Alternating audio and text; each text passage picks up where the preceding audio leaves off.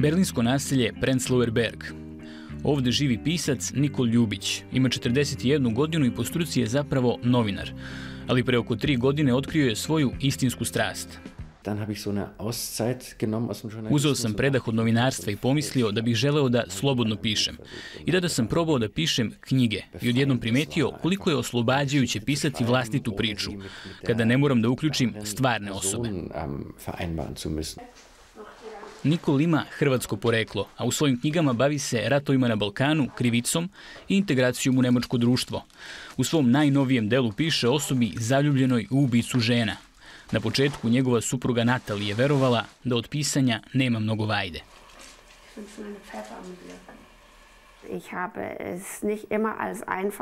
To za mene nije uvijek bilo jednostavno. Mislila sam, pre svega, da se od pisanja beletristike niko nije obogatio.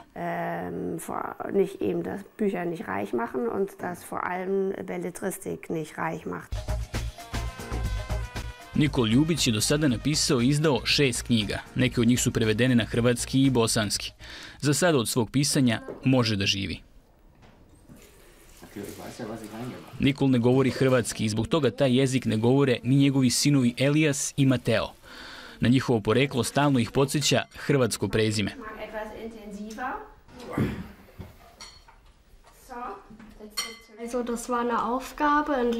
Dobili smo zadatak na času građanskog vaspitanja, pa sam morao da pitam dedu kako se kaže ovo ili ono. Zapamtio sam samo jednu reč.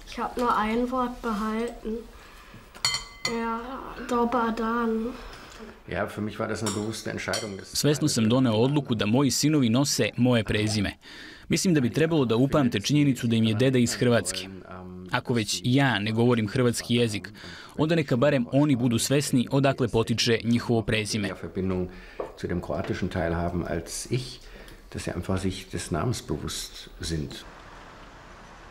Da bi odmorio glavu od silnog pisanja, Nikol Ljubić 3 puta nedeljno trenira u fitness klubu. Ovdje izbacuje negativnu energiju, na primjer onu povezanu sa raspravom oko knjige jednog nemačkog političara, čiji ksenofobični stavovi su ga lično pogodili.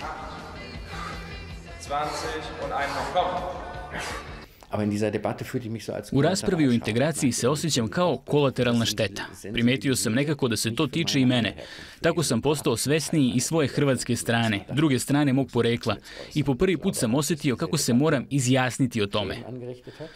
Mislim da je ova rasprava nanela puno štete. Stvorila je podozrenje kod mnogih ljudi koji su odavno došli u Nemačku. Sad postaju nepoverljivi, jer vide da raspoloženje može tako brzo da se promeni.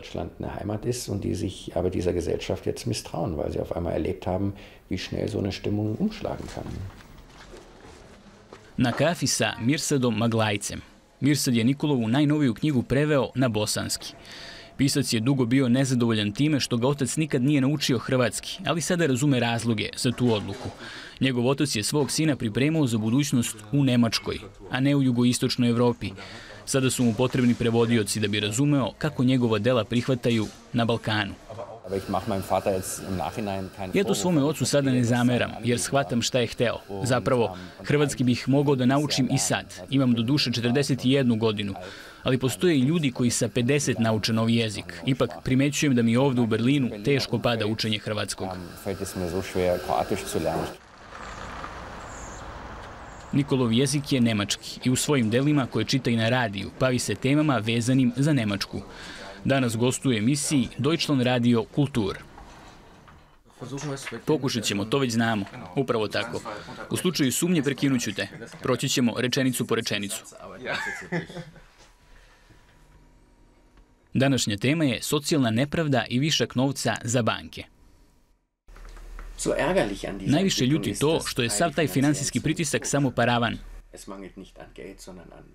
Nikol Ljubić zastupa otvorenije nemačko društvo. Nova biografija Nemačke može biti biografija poput moje, to jest multikulturalna biografija. I želim da društvo to prihvati, jednostavno utvrdi da je to tako. A za takvo društvo će se boriti i dalje.